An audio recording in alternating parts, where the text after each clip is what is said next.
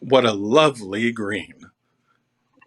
Thank you. Thank you. I'm trying to channel my inner Wicked Witch of the West. You know, that is one thing that I've found about the Disney movies is that the evil magic is green. It is. Yeah, I kind of like that though. I'm a big fan of green. So, In my suspicion, and this is just totally my own headcanon, my suspicion is that when that first is done, it's back in the 40s, and arsenic had just come out as being a very big poison, but it was arsenic was a main color agent in the green wallpaper, and so green was associated. That's my theory. actually, I actually have a funny thing with arsenic. Um, that's kind of what my chest tattoo was all about. Yeah, it's poppies with the coffin and the skull, and beneath it is the alchemical symbol for arsenic. Uh, the reason I decided on it was because I had always had really bad self esteem issues and had always really hated myself a lot. And a lot of that was because of beauty standards. And when I was younger, I got really into learning about flower language and stuff like that, and finding out what poppies meant, which was, eternal sleep or death. I'm morbid, so I was into it. And then looking more into Victorian customs, I learned that not only did they use it in arsenic in wallpaper, they also used it for food coloring. They used it for clothing dyes. They used it for makeup. And it just struck me as really funny that they were so dedicated to this idea of beauty that they literally killed themselves over it. It's an amazing thing when you look back at history. The Romans were known for this as well, for beauty and vanity, because they used lead in things and in their makeup as well as their food, even when they realized it was poisonous. They were like, "Nah, it's just Yeah, so weird." But I'm saying that it's yeah. so weird and fascinating. But here we are, working on our second year of COVID. So I guess that's it's I'm so ready for this to just I don't want to go back to normal. I think normal was pretty messed up anyway, but some sense of normalcy where not we're not dying off by the millions would be you know. fantastic. So let's do the whole like introduction stuff. Hey, um, I'm TikTok Hi. Felice. Tonight, I am honored to have as my guest to interview Hayne from iAmHaynePearish. They are a TikTok creator who does a lot of very interesting content and things like that. Often reflecting on some things about morality and some issues about equality, but also just the general overall dark tones and in the enjoyment and the fascination with the macabre and the morbid. And I've really enjoyed the content that I've caught of yours. I've enjoyed Thank you. the way that you have presented yourself in those times. So it's not just the content; it's the attitude and the tone. I do recognize that, and recently you had a minor viral moment when you were talking about some religious aspects of things and morality, and I wanted to get into that. Yeah. Um, and also, you have an interesting theory about a connection between the morbid view and trauma. So we've got a handful of things to talk about. So first off, uh, Hayne, if you want to give the audience like a few sentence bios, I'm sorry I didn't prepare you for that, but uh, Oh no, you're fine. who the hell are you? Well, first off, thank you for wording that introduction so nicely. I'm normally used to just hearing people call me freak. But my name is Hayne Parrish. I live in Wilmington, North Carolina, which is basically the armpit of the Bible Belt. Mhm. So lots of religious trauma here. Uh, I Am a I live with mental illness, specifically dysthymic disorder, which is lifelong depression, severe anxiety disorder, um, and I also have overcome agoraphobia and used the weird and the macabre in order to get over that. I'm a Satanist, and I think I'm pretty friendly. I think we help. All right, all right. Well, I already see somebody say you need Jesus. I do want to be sure that everybody knows that they're free to ask questions. I will try to get to them. We will try to address them. We do appreciate comments and welcoming and all the rest of that stuff. So thank you for all those things in advance. So, Hayne, um, what? So let's talk about the Satanist stuff first. Let's just dive into that. I'm going to ask a bunch of questions that I'm sure some people who are not familiar with it uh, will probably ask, so forgive me. I'm a bit more Oh, it's familiar with fine. the philosophy than others, but here we go.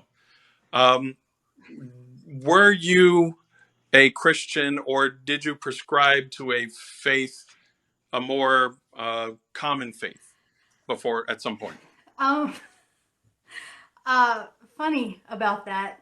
Growing up where I did, um, you really can't escape Christian fellowship, no matter where you go. Personally, the home that I grew up in was agnostic.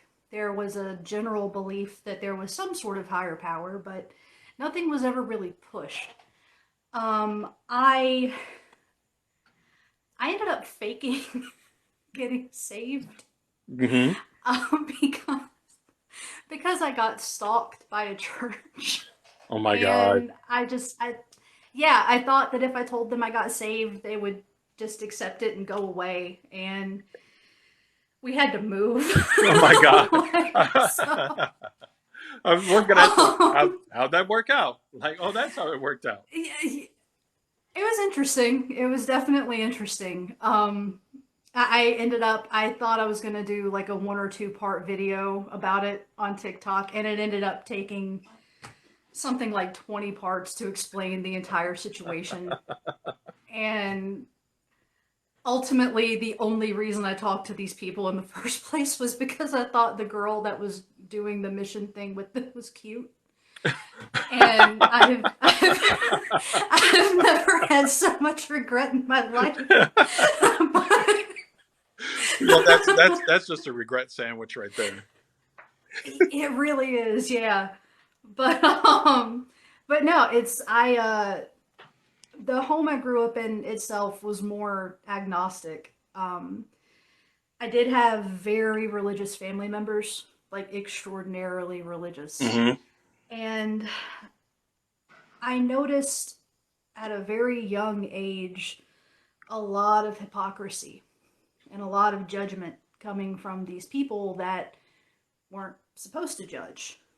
And they always seemed really, really sure that they knew exactly what God meant. God was speaking through them. And that never really felt right. Um, Whenever I got into my teens, I started, and I also, to clarify, I do not speak on behalf of the Satanic Temple. I'm just a member. My opinions are my own. Um, I started reading the Satanic Bible when I was a teenager, and a lot of it made sense, but it tended to focus more on the self and was kind of based in selfishness. And I don't really like myself that much, so it didn't make a whole lot of sense to follow that. And when the Satanic Temple formed, I was like, okay, this is definitely more where I need to be.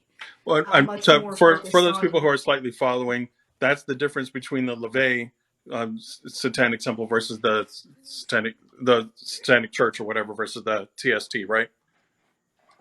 There are a number of differences, like a lot of them, but the main one tends to be that the Satanic Temple is mainly focused on religious pluralism. We believe very much that everyone should be entitled to practice their religious beliefs, be they Christians, Satanists, Jewish, Hindu, it doesn't matter. Your faith is your faith. And all of them should be equally represented. All of them should be equally respected. And none of them should be shown favoritism, especially within our government.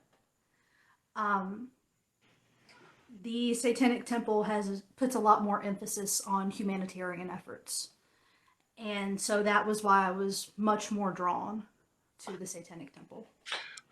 To speak a little bit about the LaVeyan take on Satanism, which you are not speaking about. I don't know how familiar you are with them, and so I'm not gonna say that I know more than you do on this because you said you read it beforehand. The LaVeyan satanic interpretation is clearly more selfish, and if you were to ask me, it seems it's definitely more narcissistic, because there's a lot more of this like take what you can, own what you have, and more of that. Whereas the Satanic Temple, I've known a few people from there, definitely focuses a lot more on community and service and representation and defense of those things. So that is something that I've noticed. Is that fair? I believe so, and Okay. but because it's been so long since I've read the Satanic Bible, I won't begin to pretend like I've retained everything. So But go ahead. oh, go ahead. Okay. So to clarify some more things about your interpretation of Satanism, is do you worship a being called Satan? No, absolutely not. Um, and that's one of the things I find really funny. You can tell the people that have actually taken the time to look into it and what it actually means, or those that like to automatically get offended just because. If you took 5 seconds to research Satanism, you would see that no, we don't worship the devil, we don't worship Satan, anything like that. We use the literary character of Satan as a depiction of rebellion against established religion that has been largely oppressive. So it has nothing to do with some horned red dude, in a fiery inferno with a pitchfork. He is just a symbol to represent rebellion against oppressive faith. Okay. Let me branch that statement out. So your view is not that you worship or honor a being or cosmic entity called Satan. Do other cosmic beings exist? Is there a god? Is there Hindu gods? But why why choose Satan if there are these other entities? Yeah, and like I said, I'm these are strictly my opinions, not those of the temple itself. If you look at history, the Christian faith has largely been the largest occupying faith. We have the Salem witch trials, we have the Crusades. They have spread and taken over nations. They're still to this day doing missionary work, which is really just colonization. Um, to people like me, that oppression has been very detrimental. It's clouded people's judgment. It's hurt people. And so we use their adversary against them. Or not against them, the Christians, because not all of them are bad, but against the system that allows for those injustices to happen. So to reframe that, your under your personal take on Satanism is as a critique against the aggressive Christianity, the ones that colonize, oppress, or whatever. Is that statement accurate, or am I missing something? For me personally, that's accurate. Yes. Okay. Okay. Um, so what with Satan being characterized in the Christian Bible of being deceitful and cruel, or let me rephrase that. The way that Satan is framed in Christianity. I shouldn't have referred to the Bible. The way that it's rephrased in Christianity as being deceitful and cruel and evil. Um, what? Why are you not that? What is your moral core that informs your decisions to not be like the the character that your faith is named, your philosophy is named? It's more of a philosophy than a faith. Is that accurate? I believe so. We are technically considered a religion, Okay. but I do feel that it falls more under philosophy. Um, as far as the characterization of Satan, that goes a little bit deeper because you have to keep in mind that the Bible, not only do we have tons of different flavors of Christians to choose from that all have different ideas about what Satan is, we also have the original texts of the Bible where Satan wasn't actually a bad guy. He was sent to hell because he didn't like the way that things were running, and that was about it. But in those texts, he actually didn't do anything. That character ended up morphing over time, and it was largely introduced whenever Christians would invade other nations. They would take certain aspects of their faiths and sort of pin it on Satan to create this bad guy. For example, one of the best examples of that is the horns that they gave Satan. Those were lifted directly from the Green Man, from pagan faiths. The idea was to take these familiar things about pagan deities and attach them to the bad guy to further demonize those other faiths. From things And if like you the go back, representation of the goat face to the horns to the cloven hooves exactly. and all that. So, yeah. So when we talk about it, we're not we're not talking about what the general Christian consensus of it is. We're going back to what it originally was, which would be Lucifer, which literally translates to light bringer because his intention was to bring knowledge to humanity. Um, so that is more where we get that from. It's not, this hell raising rebellion, it's enlightenment. Okay. Um, so with that said, um, how has that has that embracing that philosophy and that faith, how has that helped you? A lot, actually. As I said before, I was agoraphobic. I spent 5 years of my life in my house, and I couldn't leave unless I was with somebody that I trusted with my life. And at that point, if I were to get separated from them in public, I would have a complete breakdown because I couldn't handle it. Um, Getting over agoraphobia and learning how to reincorporate yourself into society, you get to a point where you realize exactly how much crap you took initially, and how much you internalized trauma, and you didn't do healthy things to cope with it and let it go. Um, and for me, it wasn't so much that I became a Satanist as it was I read the 7 tenets from the Satanic Temple and realized I already was one. I just didn't know it. And learning to publicly embrace these things without shame and without fear gives you a sense of power over yourself that you didn't have before.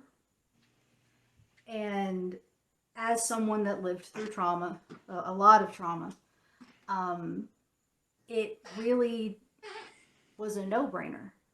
Um, Satanism has helped me understand that I'm still a good person, even though I don't follow the Christian God. It's helped me understand that I don't have to have a book that I rely on for a sense of morals. I can have those all on my own just because I feel it's the right thing to do.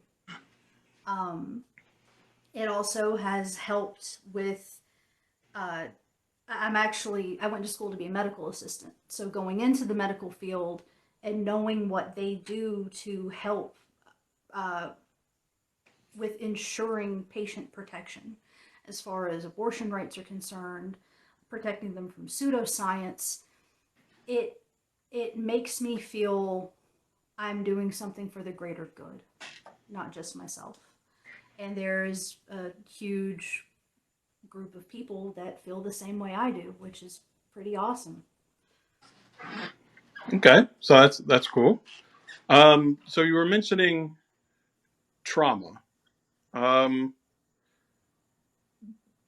did you want to categorize some of the trauma that you experienced and then use that as a segue to talk about one of your theories regarding um, the horror genre?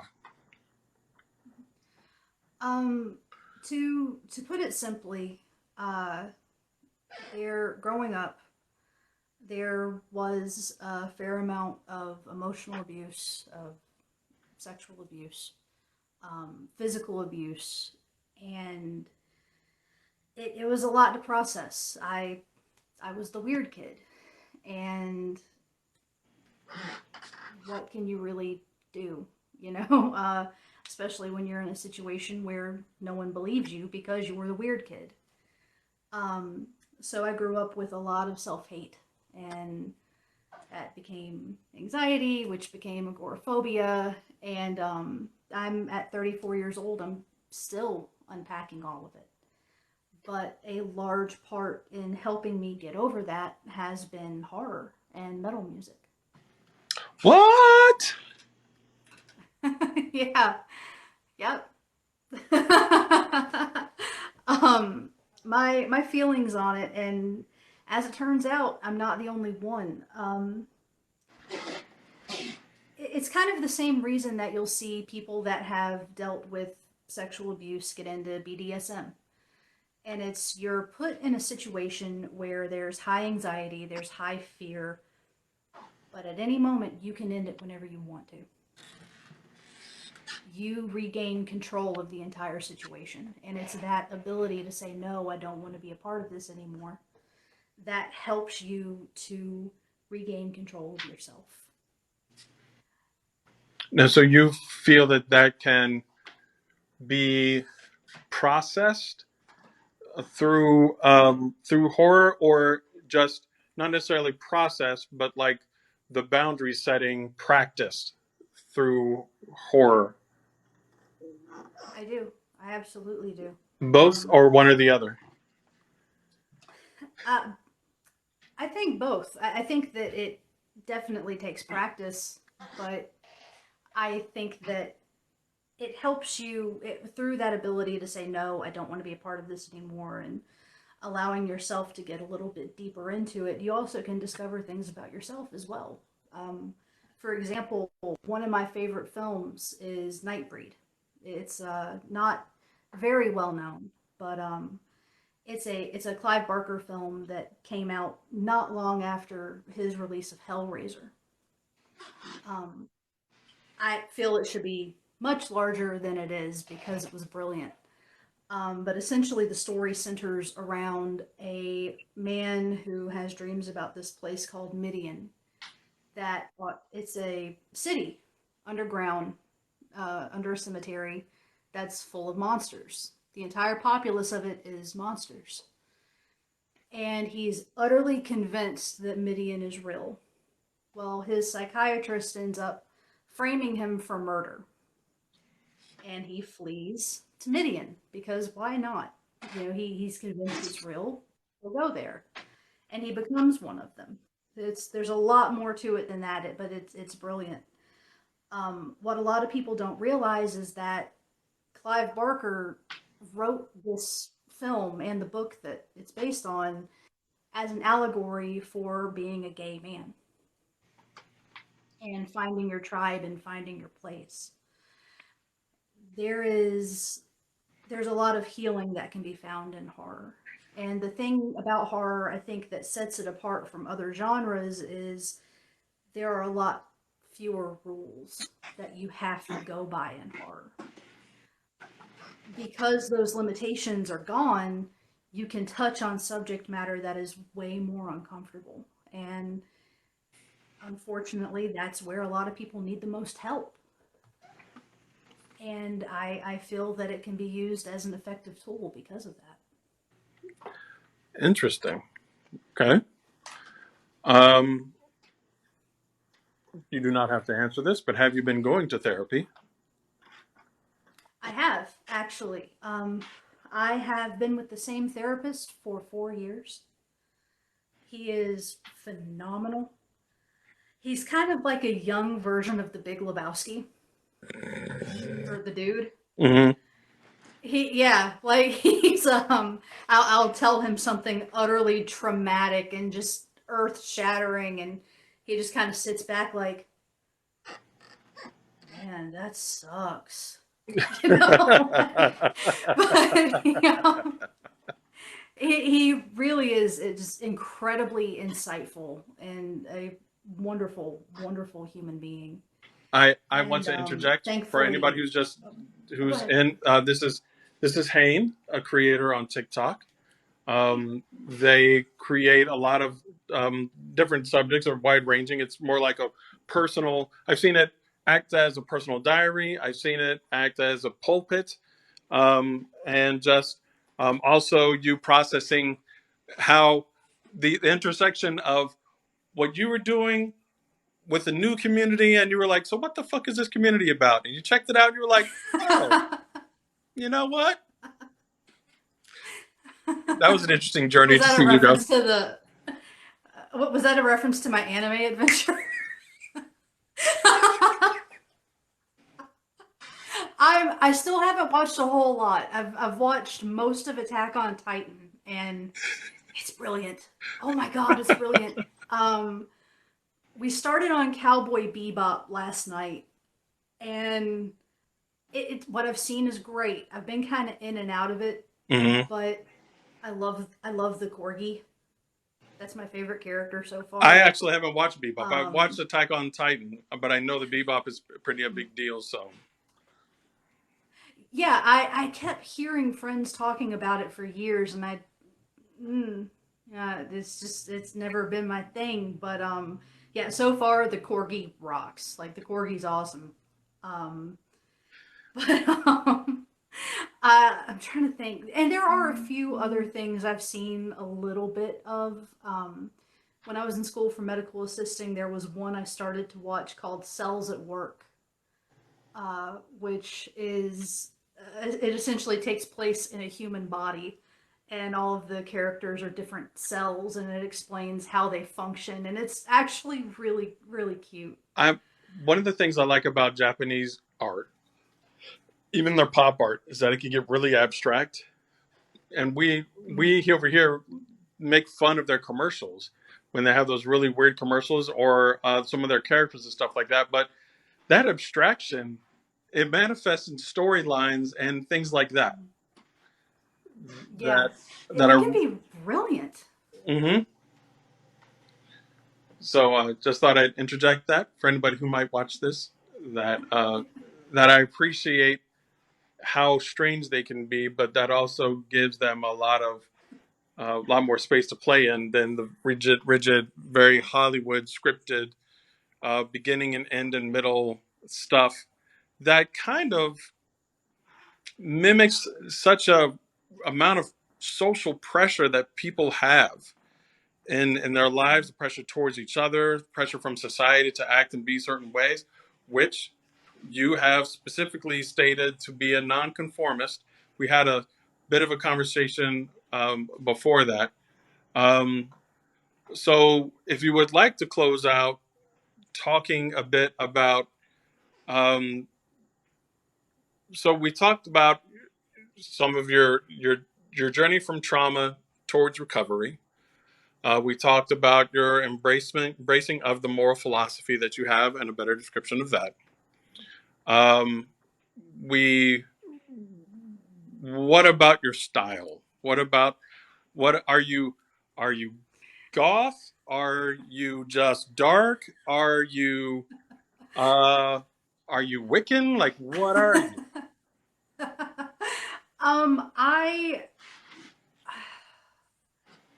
I have no idea. I really I'm just a metalhead. That's it. Just a metalhead.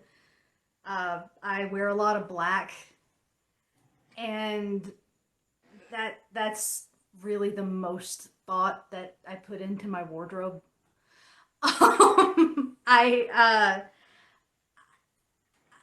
never really thought about it. Um, I just like the color black. I would never call myself a goth. I did when I was younger, just because I didn't know any better.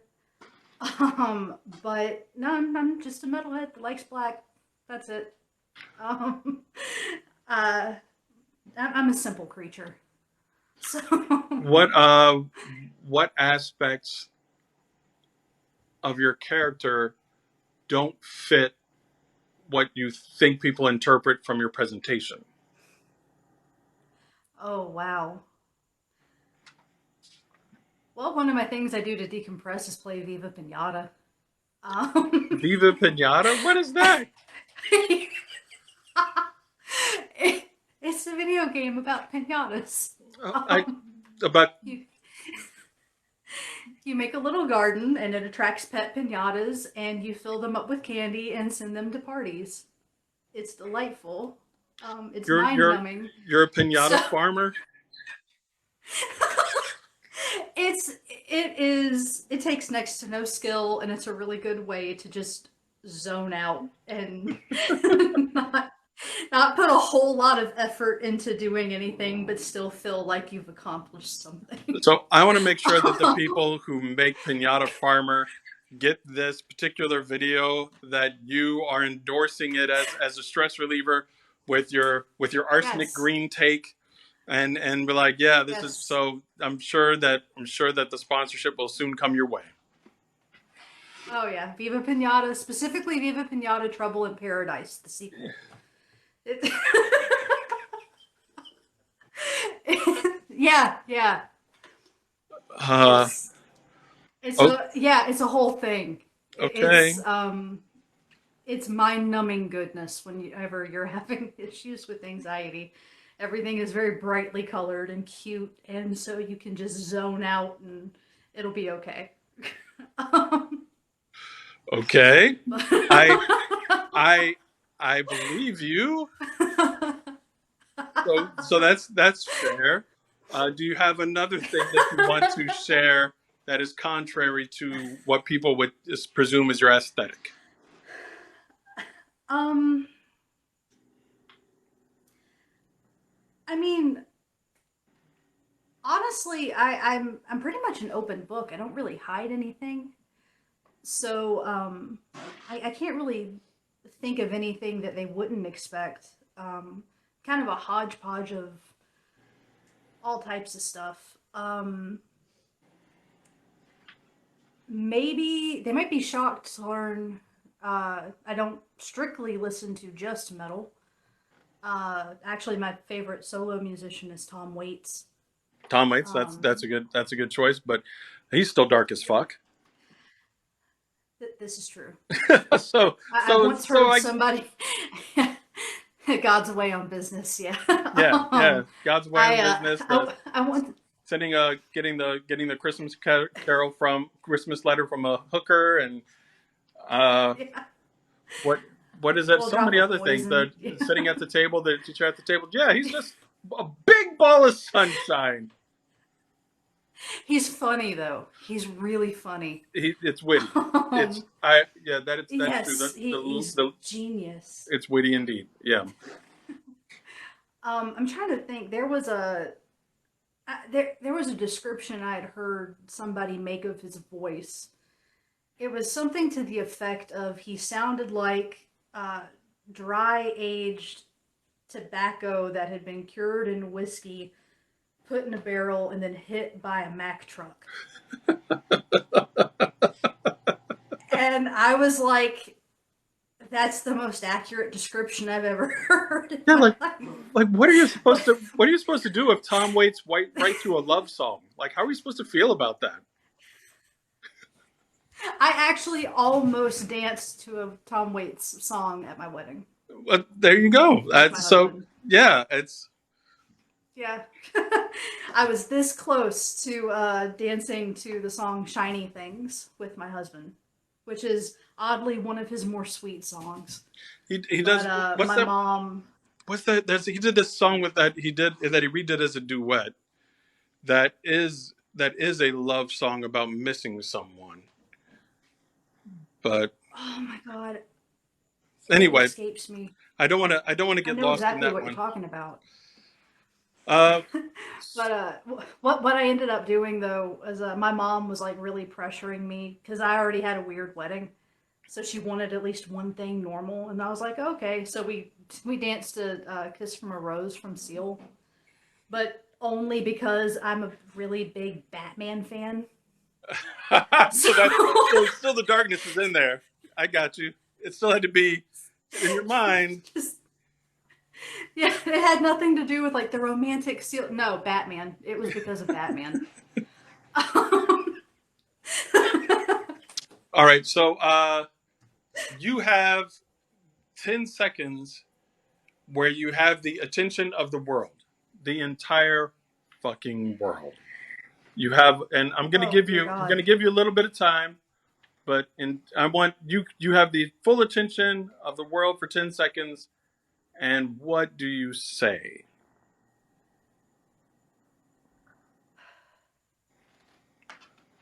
We're all stuck here together. Stop being dicks. Just do that. Could you just do that? Try that out for a while. It's not it's not hard to have a little bit of compassion and empathy. It's not difficult. And it's so simple. We as a society are so incredibly lacking in empathy. And unfortunately, we also have a lot of apathy. And I truly believe that that is going to end up being what screws all of us over. It's so weird that instinctively speaking, biologically speaking, humans are social animals. So why is apathy a thing?